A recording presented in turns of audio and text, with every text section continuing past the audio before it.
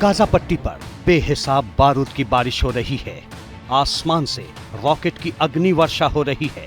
Tank आग के गोले उगलने की तैयारी में हैं। इजराइल हमास जंग से दुनिया में हथियारों का कारोबार करने वाली कंपनियों की चांदी हो गई है। जंग थमने के आसार नहीं दिख रहे और जंग जितने दिन खिंचेगी यकीनन गोला बारूद और हथियारों के बाजार में रौनक उतनी ज्यादा बढ़ेगी। इजराइल ने साफ कर दिया है कि इस बार वो हमास का समूल नाश करके ही रुकेगा। हमास भी पूरी तैयारी का दावा कर रहा है। सवाल ये है कि आखिर जंग के लिए इतना गोला बारूद कहां से आएगा? इस सवाल का जवाब ये तस्वीरें हैं। हमास पर इजराइल का एक्शन शुरू होते ही अमेरिका ने इजराइल को हथियारों की पहली खेप पहुंचा दी थी। इस खेप में smart bomb, iron dome missile defence system के लिए इंटरसेप्टर और दूसरे एम्युनिशन शामिल थे। लेकिन सवाल है कि क्या आगे भी अमेरिका इजराइल को हथियार मुहैया करवाता रहेगा? यह इसलिए बड़ा है क्योंकि इजराइल अपनी रक्षा जरूरत का 81.8% अमेरिका से, 15.3% जर्मनी से, 2.6% इटली से, 0.1% फ्रांस से और 0.2% कनाडा से इंपोर्ट करता है। यानी इजराइल अपने हथियारों की जरूरत के लिए पूरी तरह अमेरिका पर डिपेंडेंट है। इसीलिए अमेरिकी रक्षा कंपनियों के लिए हमास इजराइल की जंग मुनाफा कमाने का बड़ा मौका है। लेकिन डिमांड इतनी ज्यादा है कि अमेरिकी कंपनियां इसे पूरा नहीं कर पा रही। दरअसल अमेरिका इस वक्त 3 मोर्चों पर फंसा हुआ है।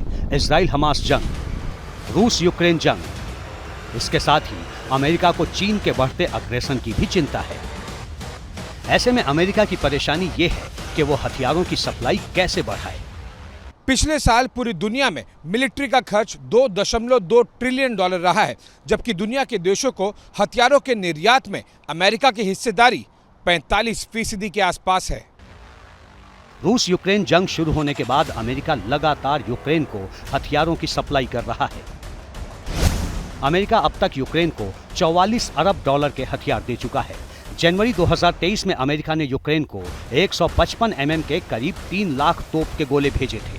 2022 में अमेरिका ने यूक्रेन को 10 लाख तोप के गोले दिए थे। यूक्रेन हथियारों के लिए पूरी तरह अमेरिका और नाटो के भरोसे है।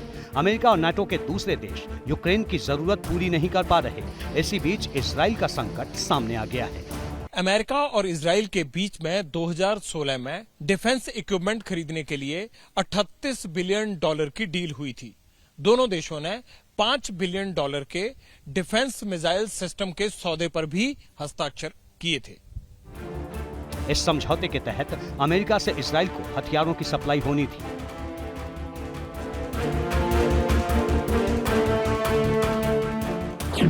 अगस्त 2023 में इजराइल ने अमेरिकी कंपनी अल्बिट सिस्टम को 155 mm के 10 लाख गोलों का ऑर्डर दिया था। इजराइल ने M107A3 तोप के गोले को खरीदने का करार किया था।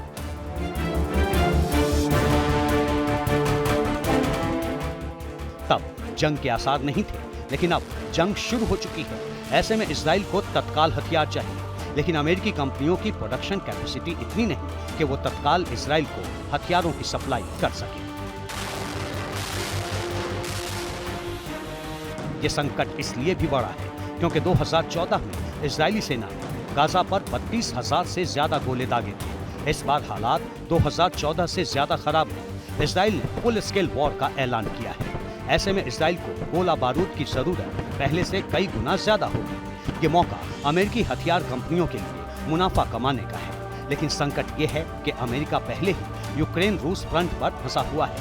ऐसे में इजराइल का मोर्चा खुलने के बाद अमेरिका के पास हथियारों की बड़ी किल्लत हो गई है।